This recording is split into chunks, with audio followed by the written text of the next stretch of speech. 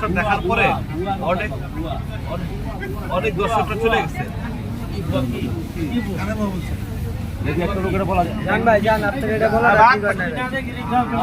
আমি সত্য কথা বলি বলে এই যে সাকিব ভাইয়ের ভক্তরা, হ্যাঁ, আমার মনে চেতে যায়, ঠিক আছে?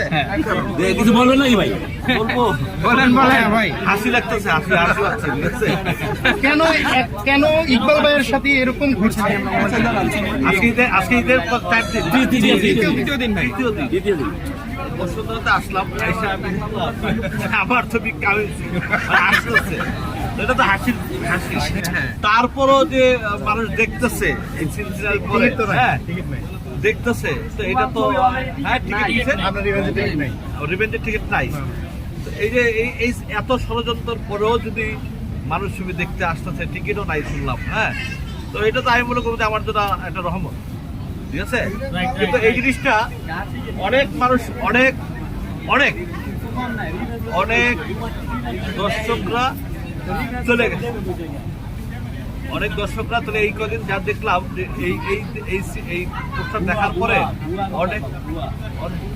অনেক দর্শকরা চলে গেছে। ইকবাল ভাই, আপনি তো পূর্বেও এসেছিলেন এই সিনেমা হলে, তো আপনি কি এই বিষয়টি আজকে লক্ষ্য করেছেন? আমি এখনই কেন বলবো,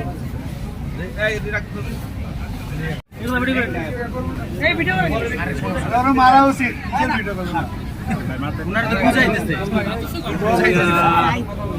ছবি না দেখে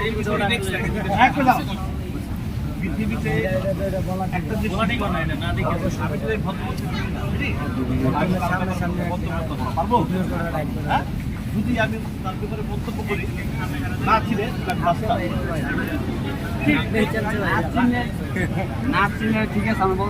আচ্ছা, 1 মিনিট তোমার বলি, হ্যাঁ ঠিক আছে। আর একটা কথা না বলে একদম হেঁটে বাক যা।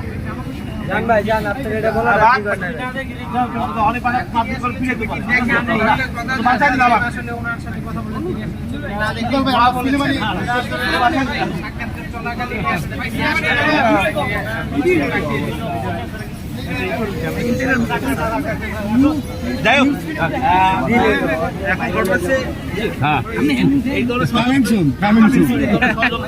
হবে, তারপরে আগে বাড়তে হবে। আগে বাড়ার সময় এখন, পিছনে তাকানোর সময় নেই। আমি কিন্তু প্রথম থেকেই বলছি সব যে সিনেমা চললে আমাদের জন্য ভালো। সিনেমা সব সিনেমাই চলবে, আজ পর্যন্ত কেউ বলতে পারবে না যে কোনো সাক্ষাৎকারে দেখাতে পারবে না যে এই সিনেমাটা আমি বলছি সিনেমাটা চলো না, চলে না, এই কোনো সাক্ষাৎকারে ইউটিউবে দেখাতে পারবে না। আমি সবসময় সিনেমার পক্ষে। আমি সিনেমার ইন্ডাস্ট্রিকে বাঁচানোর জন্য 10টা 4টা 5টা হিরো দাঁড়ানো দরকার, 4-5টা নায়িকা দরকার, হ্যাঁ, এগুলো যদি না আসে, একটা সময় আমাদের বাংলাদেশে রাজ্জাক সাহেব, আলমগীর সাহেব, সুরেন্দ্র সাহেব, একটা কম্পিটিশন ছিল, সবাই, ফারুক সাহেব, সবার মতো। এই ইন্ডাস্ট্রি আর আমাদের ফুটবল, এই দুইটা জায়গা কিন্তু খুব পিছিয়ে আছে। বাসা কোথায়?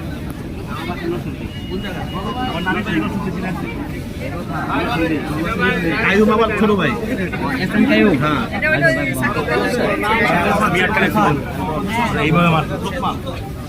আসলে দুয়োধ্বনি বলা হয়ে থাকে। পরবর্তীতে দেখছি তিনি কিন্তু ইকবাল ভাইয়ের ভক্ত হয়ে গিয়েছেন। ভাই, হঠাৎ করে এরকম ধ্বনি আপনি দিলেন কেন ইকবাল ভাইকে উদ্দেশ্যে? কথাটা হলো, ইকবাল ভাই আমাদের নৈশন্দি এলাকার SM কায়ুম ভাইয়ের ভালো বন্ধু, এবং আমাদের মেয়র ছিল, লোকমান মেয়র, তো মারা গেছে, সবাই জানে।